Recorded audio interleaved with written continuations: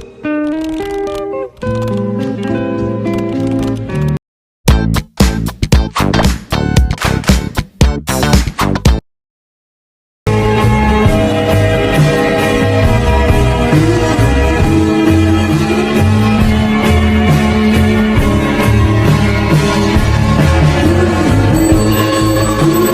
name's Pink and I'm really glad to meet you.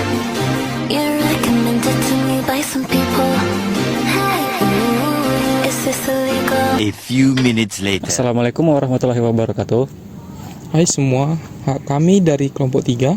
Di sini kami akan menjelaskan tentang cara menghitung dua balok dan dua portal dengan metode yang pertama ada strip deflection, kedua ada distribusi momen atau cross method, dan yang ketiga ada consistent deformation. Nah, dalam rekonstruksi kita adalah membutuhkan yang namanya bangunan yang memiliki nilai struktur yang tinggi atau memiliki bisa struktur yang menarik saja. Tapi kita juga butuh yang namanya analisa struktur. Apa itu analisa struktur? Analisa struktur adalah proses simulasi atau cara menghitung bagaimana elemen struktural pada bangunan itu bekerja apabila dikenai beban. Nah, beban itu ada banyak, salah satunya ada beban hidup, beban mati, dan beban anyar.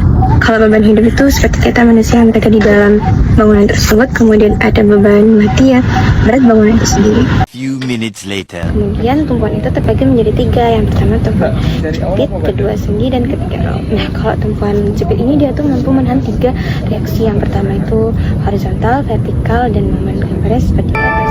Nah, kalau tumpuan sendi itu dia mampu menahan 2 reaksi, yaitu vertikal dan horizontal, gambarnya seperti atas. Nah, yang terakhir itu ada tumpuan roll, itu mampu menahan 1 reaksi saja, yaitu vertikal, gambarnya seperti atas. Nah, di video pembahasan kami kali ini, kami membahas tentang 2 beban. Yang pertama ada beban terpusat seperti gambar di atas dengan metode strip deflection, dan yang kedua itu ada beban merata dengan metode consistent deformation. Selanjutnya, saya akan menjelaskan mengenai slope deflection dengan gambar soal sebagai berikut. Sesuai dengan namanya, kita akan berfokus untuk mencari nilai lendutan dan juga rotasi dari struktur balok ataupun batang. Nah, di awal kita akan mencari nilai momen yang menggunakan rumus M sama dengan Vm dari yang terdekat ditambah dengan 2I per L dikali dengan 2 theta near ditambah dengan theta near, theta var misalnya, dikurangi dengan 3 delta L. Untuk nilai Vm, kita bisa melihat pada tabel fix and moment tergantung dari bentuk dari struktur pada soal. Pada soal kami membagi bentang menjadi 2 bentang. Yang pertama bentang AB dengan beban terpusat di tengah, serta beban PC tanpa ada beban terpusat ataupun merata di atasnya. Selanjutnya kita akan mencari nilai momen di setiap ujung batang untuk mendapatkan persamaan.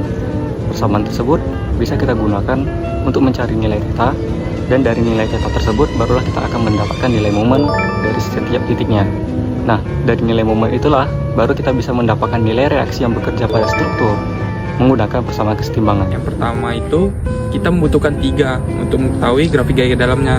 Yang pertama itu SFD. Nah, SFD itu didapat dari reaksi perletakannya. Kemudian untuk BMD-nya itu didapat dari momennya. Kemudian untuk nilai NFD-nya itu didapat dari gaya horizontalnya. Karena gaya horizontalnya kami itu 0, jadi kami gambar itu lurus atau konstan. Nah, untuk gambar grafiknya seperti ini. Ini saya akan menuliskan metode consistent deformation. Metode consistent deformation itu adalah mengubah dari struktur statis tertentu menjadi struktur statis bentuknya. Di sini itu kami akan membahas contoh soal di atas ini. Terlihat ada balok sederhana dengan beban merata di atasnya. Yang pertama itu kita mencari nilai DKS yang dulu. Apa itu DKS? DKS itu derajat ketidaktemuan statis.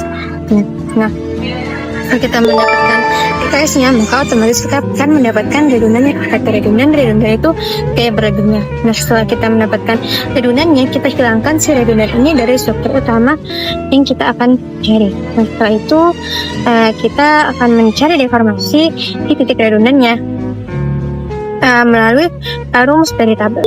Setelah itu kita akan meninjau satu-satu. Setelah itu reaksi tidak tinjau itu sama dengan 0, dan setelah itu kita akan mendapatkan reaksi peratakan dan gaya dalamnya dan melalui persamaan keseimbangan. Nah, setelah itu kita akan bisa menggambarkan grafik gaya-gaya dalam.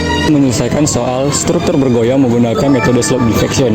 Nah, pertama-tama kita bisa memulai dengan menghitung fixed end moment, lalu kita bisa menghitung momen yang ada pada setiap titik yang kita harus include-kan juga nilai delta karena ini merupakan struktur bergoyang. Nah, setelah itu kita masukkan persamaan yang kita dapatkan ke dalam persamaan keseimbangan.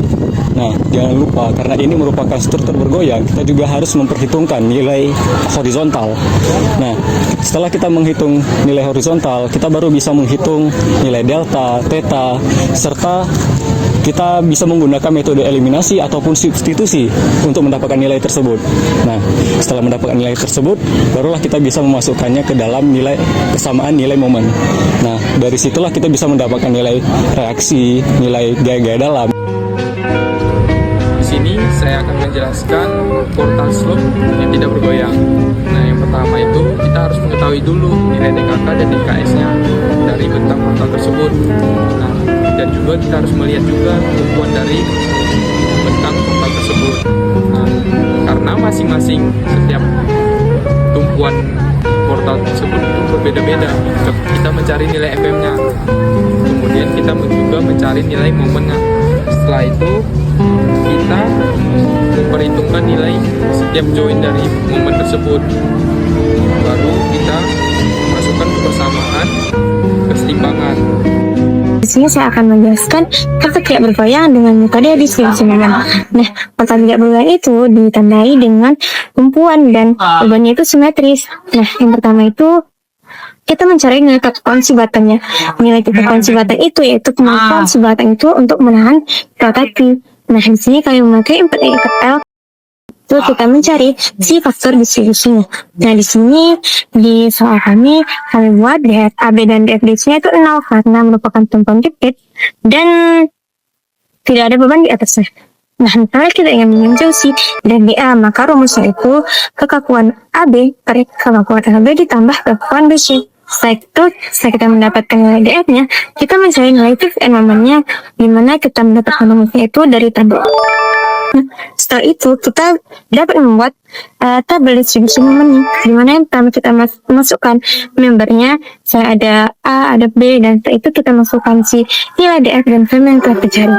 Nah, setelah itu kita akan mencari distribusi dan carryover-nya, dan kita mencarinya sampai mendapati nilai 0. Setelah itu kita akan mendapatkan nilai shift momen. Nah, setelah itu masuk ke dalam reaksi retakan gaya-gaya dalamnya. Dan setelah kita mendapatkan reaksi retakan dan gaya-gaya dalamnya, maka kita akan dapat menggambarkan grafik gaya-gaya dalam untuk si portal kayak betul. Selanjutnya, setelah kita mendapatkan nilai sigma R, maka kita akan menghitung nilai R dan juga R akse. Nah, lalu kita akan buat tabel kedua sama seperti yang tabel sebelumnya, namun menggunakan nilai FM bernilai minus 100. Nah, setelah mendapatkan itu, kita baru menghitung nilai momen yang asli dengan menggunakan rumus momen sebelumnya. Tabel yang pertama ditambahkan dengan R dibagi dengan R akse dikali dengan tabel yang kedua di momen tabel kedua. Nah, dari situlah kita mendapatkan momen yang sebenarnya. Nah, dari momen yang sebenarnya kita akan menghitung nilai reaksi peletakan menggunakan reaksi keseimbangan.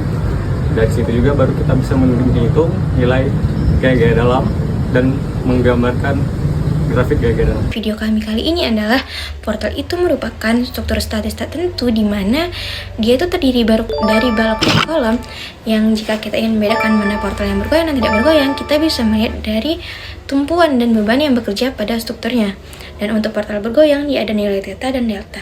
Dan untuk portal yang tidak bergoyang dia hanya ada nilai theta saja. Dan reaksi yang bekerja searah jarum jam dia itu bernilai positif, dan sebaliknya untuk reaksi yang berlawanan dengan arah jarum jam dia itu bernilai negatif. Dan untuk metode yang pertama itu ada subdeflection. Nah, metode subdeflection ini dia tuh lebih berfokus untuk mencari momen di ujung titik. Kemudian ada metode consistent deformation di mana dia tuh berfokus untuk mencari deformasi di titik redundannya itu harus sama dengan 0. Kemudian yang terakhir itu ada metode distribusi momen atau cross method, di mana ia menganalisa struktur statis tertentu dengan cara perulangan atau iteratif sampai mencapai keseimbangan di tiap titiknya. Jadi secara umum metode-metode ini akan menghasilkan hasil yang sama namun berbeda pada prosedur perhitungannya saja. Jadi dengan memakai metode-metode ini kita dapat menghitung kekakuan dan kekuatan si strukturnya itu terhadap momen yang bekerja.